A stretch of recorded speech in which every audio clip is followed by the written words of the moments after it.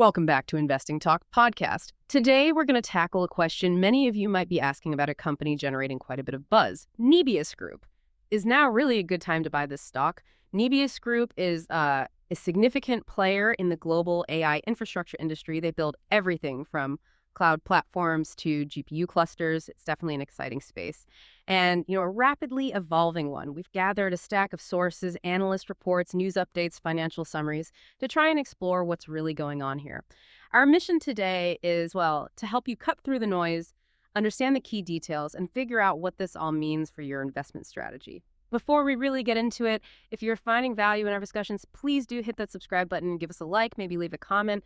And hey, if there's a specific company you'd like us to look into next time, just drop its name in the comments below. We genuinely love hearing from you.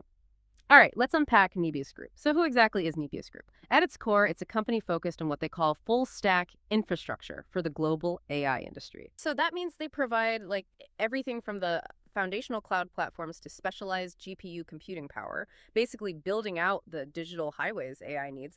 They also have some complementary products, right? In data labeling, I think. That's right, yeah. Through Toloka, that's their data labeling platform. And they also have an edtech arm called 1010. Geographically, they're pretty spread out, too. Netherlands, wider Europe, North America, and Israel. So, decent diversification there. Okay. Now let's get into the financials. This is where it starts to get interesting. For the trailing 12 months, Nebius Group reported pretty impressive revenue, $249.30 million.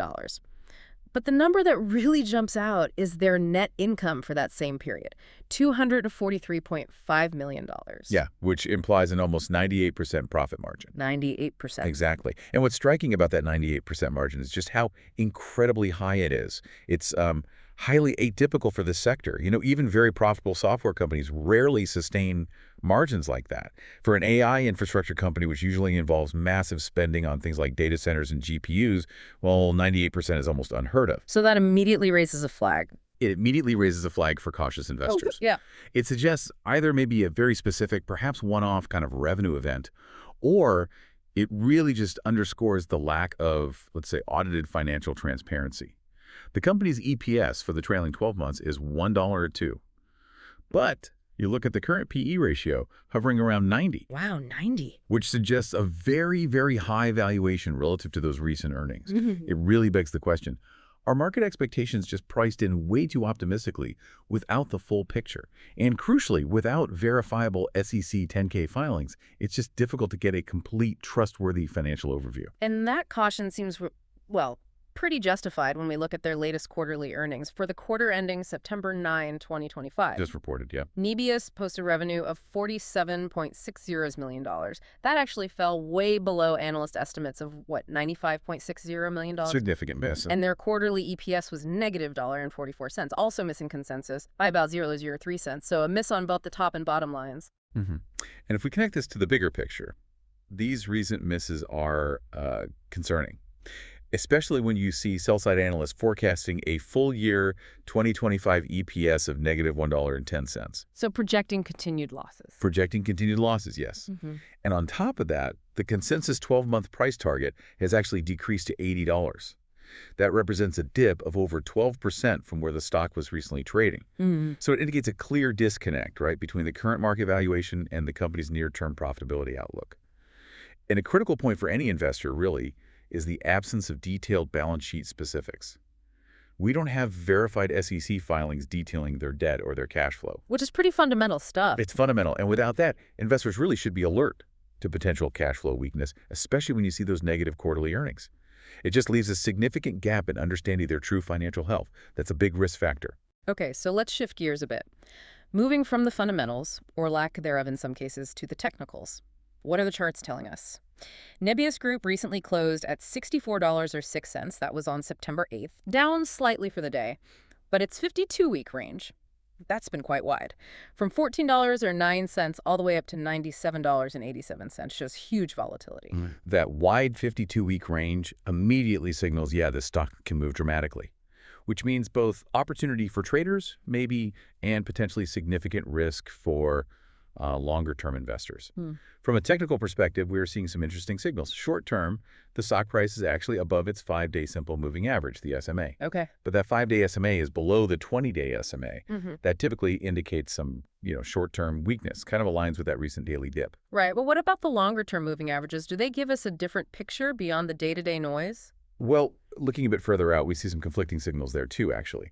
The 20-day SMA is above the 60-day SMA, suggesting some midterm strength. Okay. And then long-term, the 60-day SMA is above the 200-day SMA, which signals a continued long-term uptrend is still technically intact.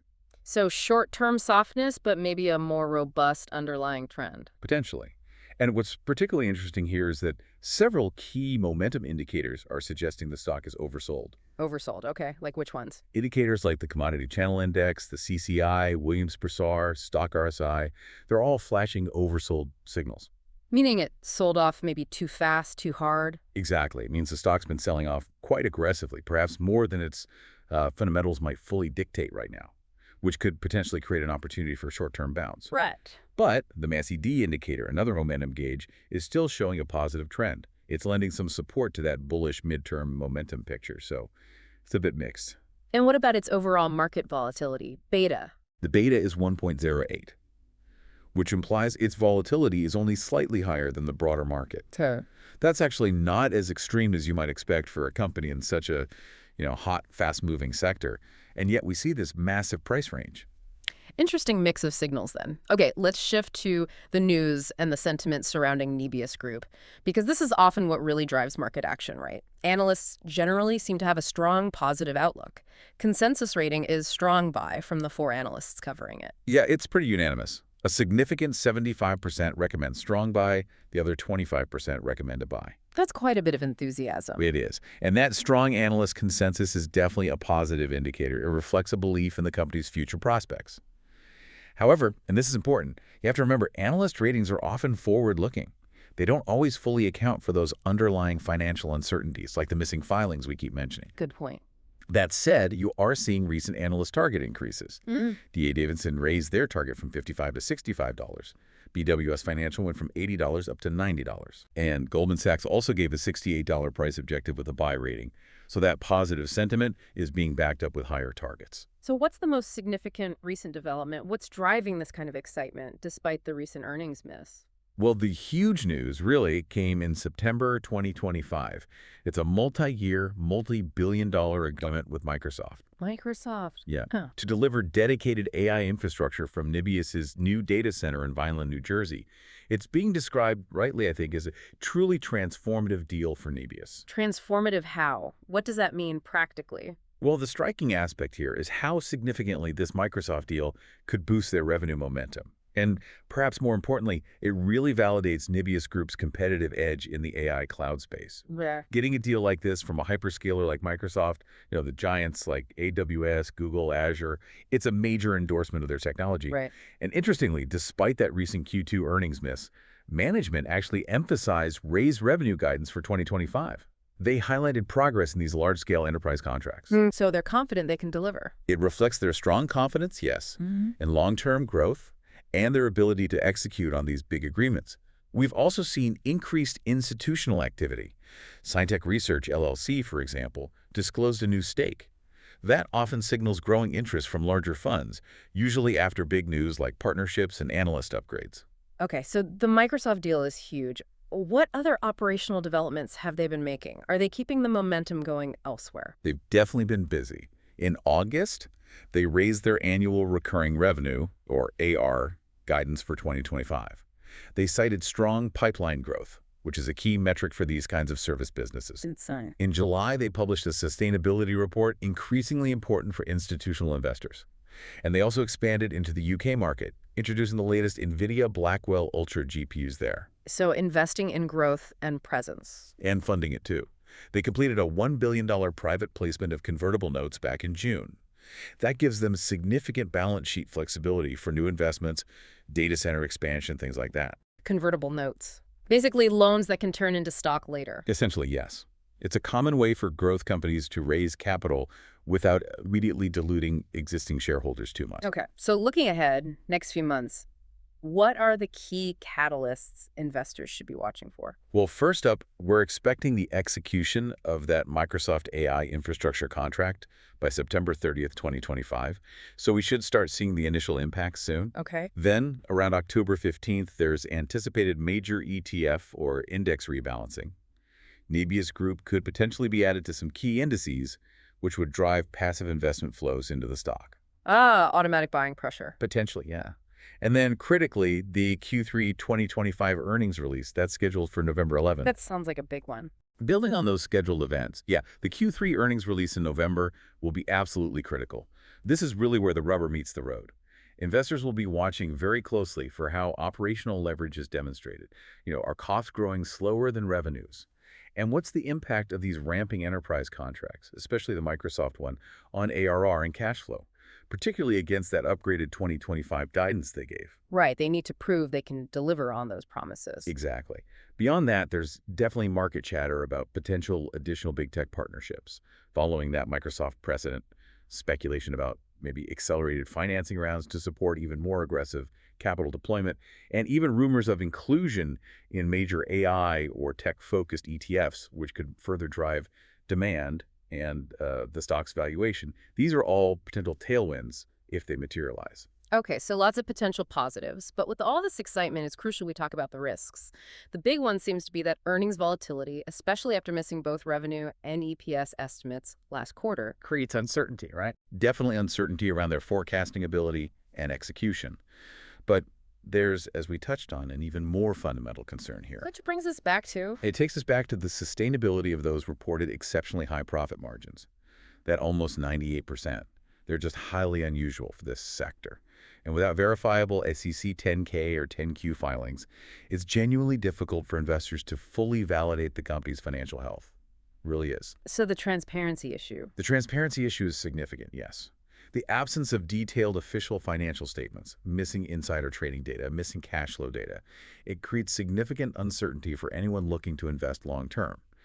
You're essentially making decisions with incomplete and in some areas potentially unverified information. It kind of reminds me of situations we've seen before where investors learn the hard way that exciting stories don't always mean a healthy balance sheet. It just emphasizes the need for a cautious approach here. Makes sense. And beyond those company-specific risks, what about broader market stuff? Competition. Right. Nebius Group operates in a hugely competitive space. They're up against formidable players like Yeah. AWS, Google Cloud, even Microsoft Azure itself, despite also partnering with Microsoft, which is an interesting dynamic. Competition. Exactly. And there's always the risk of technology just outpacing them, or simply shifts in market sentiment impacting a highly valued stock like this one. With its PE ratio around 90, if growth expectations aren't consistently met or exceeded, it could be vulnerable. Okay, so let's try and pull this all together. What does this mean for you, the investor? And that original question, is now a good time to buy Nebius Group? Based on our comprehensive look at everything, we give Nebius Group an overall investment outlook rating of maybe 6 out of 10 for a long-term position right now. 6 out of 10. Okay, break that down. Strengths. Okay, on the strength side, you definitely have strong analyst consensus. You've got those oversold technical indicators we talked about, suggesting potential for a rebound, at least short-term. You have a diversified AI product offering, and clearly, those powerful long-term technology tailwinds from the growth of generative AI are a huge plus. These are robust drivers. Okay, and the weaknesses. The weaknesses, however, are significant. The latest quarterly miss on both revenue and EPS is a clear concern. That excessively high PE ratio implies, well, inflated expectations for future growth that might be hard to meet. And critically, that lack of verified SEC filings on financial health and cash flow, we just have to keep coming back to that. Plus, the caution around those possibly unsustainable high net margin. And the uncertainties. Well, the uncertainties really stem from those weaknesses. The absence of detailed official financial statements, missing insider and cash flow data, and just the potentially rapidly shifting sector dynamics in AI. It all adds layers of risk that are just hard to quantify right now. So the bottom line, buy, sell, hold, trade. Therefore, for investors, Nebius Group probably appears best suited for short-term trading at the moment. Trading, okay. The technical signals do seem to favor a potential rebound, and there's clearly volatility there to work with if you have a higher risk tolerance and a shorter time horizon. But for long-term investment, it just remains risky until official, detailed financial filings are available. You need those to confirm its true financial health and the sustainability of those profit margins. The transparency simply isn't there for a confident, foundational, long-term position right now. That's a really fascinating look at Nebius Group, a company with, as you said, truly transformative news, strong analyst backing, but also these really significant questions around its fundamental transparency. Yeah, it's a classic growth story dilemma in some ways. It really makes you think, doesn't it? How much weight should you, as an investor, put on these game-changing strategic partnerships and all the positive market sentiment when a company's core financial details are still, well, unverified or unclear? It's a balance every investor has to figure out for themselves, depending on their own risk appetite. Absolutely. Thank you for joining us on Investing Talk podcast. We really hope this exploration into Nebius Group has given you some valuable insights for your own investment journey. We'll be back soon with another company to explore.